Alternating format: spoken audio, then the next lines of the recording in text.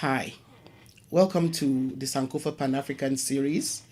Please help us to keep bringing you our history by supporting us through by pressing your subscription button. Thank you.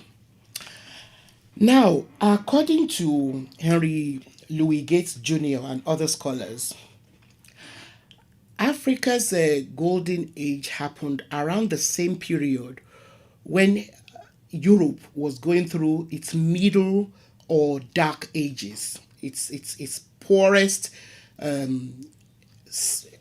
ages when it was when they had crop failure, suffered from diseases and all kinds of poverty. Anyway, so starting from around year 1000, between year 1000 and 1600 AD, Africa enjoyed a period of commercial expansion, wealth, prosperity, and the founding of powerful empires and the building of new cities. However, before we get into more details about this period and the empires which emerged as a result of the Golden Age, I want us to quickly look at sub-Saharan Africa before the period known as Africa's Golden Age. Sub-Saharan Africa was unlike Europe, Asia, and most of even North Africa, for that matter, in that it was extremely diversified. Before the Golden Age, communities were small and stateless. A lot of them were stateless. They were not unified under a, a single universal religion, empire, or state. Rather, communities tended to be organized around kinship and family obligations with no centralized authority. That is, at the state level, there were no centralized. There were, in most places, there were no centralized authorities. As such, the administration or governing of societies did not take the form of full time occupations that we now know, because communities were small and autonomous. In other words, you didn't have like senators or politicians or people who made their living out of trying to administer communities, because communities were not centralized. Now there were also no need. So I thought there were no need for large armies and no large scale political organizations. There were, however, some similarities among some various ethnic groups, and scholars explain that this may have resulted from several waves of migrations of the Bantu people. Now, Bantu is a general term for hundreds of ethnic groups spread over most of sub-Saharan Africa. They can be found in West, Southern, Central, and Eastern Africa. Now, though they now speak different languages, according to the New World Encyclopedia, there are enough commonalities found in languages to lead linguists to classify them as belonging to a common language family. In many cases, they also have underlying customs, and we've actually done an episode on African languages. So please look for it and watch it to get more insight into the various language groups of Africa. And please give us a thumbs up if you like that video. Now, okay, so in like I was saying, in many cases, there were some underlying common customs, but we might also wonder why and how they got scattered throughout such a wide expanse of the continent. And this has been the focus of a lot of research and theories. However, the jury is still out, on why they spread across such a wide expanse of the continent. Yeah.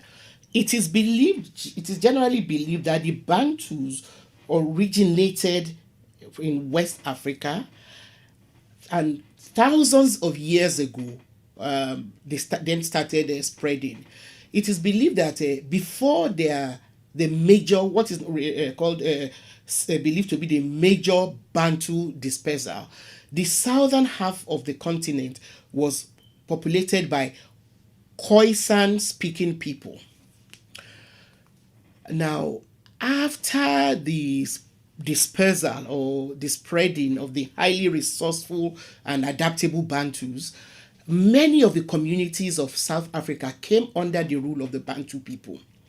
They also began to trade. The Bantus also began to trade with Europeans who had more than just trade in mind, as we all know.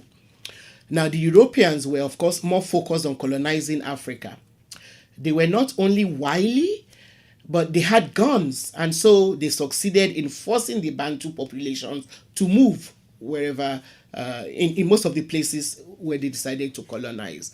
Now, the New World Encyclopedia also asserts that although during the transatlantic slave trade, people from all over the coastal regions of West Africa were captured and transported to North America and the Caribbean. The Bantu people were among the most numerous. So the majority of the people who crossed, who were captured and forcibly taken away from Africa as slaves, were actually Bantu people. This also indicates how Bantu Africans have impacted the landscape and culture of the New World, which had enslaved them. I think it would be interesting to try and track the percentage of people of Bantu ancestry through things like DNA testing.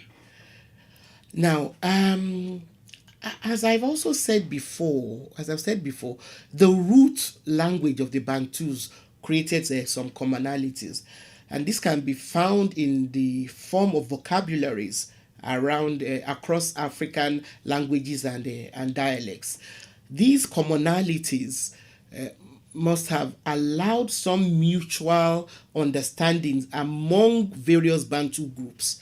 For instance, most had similarities in their belief system. They were mostly animists, believing in a world controlled by spiritual forces and gods.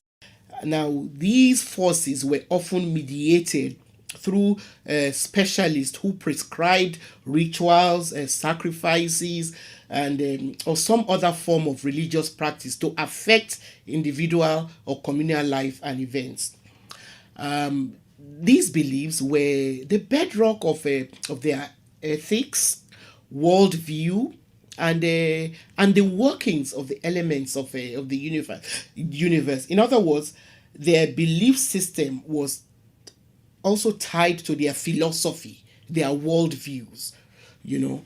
So, in most instances, there was some level of reverence for the dead ancestors, who were sometimes worshipped as the first settlers of the land, who they now believe to influence things like rainfall, harvest, and fertility. Now, to these traditional communities, land often represented more than just a source of economic wealth. They had a spiritual connection to the land, and this connection also made them respectful of the land. So all this noise today about the ecosystem and things like that, the Africans, had a relationship to the earth, that was so sacred that prevented them from abusing it. Now, I've digressed so much here in order to underscore the fact that regarding economic history, Northern Africa became very quickly integrated with the Mediterranean and Arab speaking worlds through trade, early waves of intercontinental migration, and conquest. So, in this regard, the sub Saharan areas were different. Their economics were primarily local and regional. And as such, it would be wrong to generalize about North Africa and the sub-Saharan Africa. This is also not an attempt to generalize about the whole of sub-Saharan Africa. Anyway, we will continue next time. So please help us to keep bringing you our history by subscribing, sharing our videos, giving us a thumbs up, and liking us. Thank you.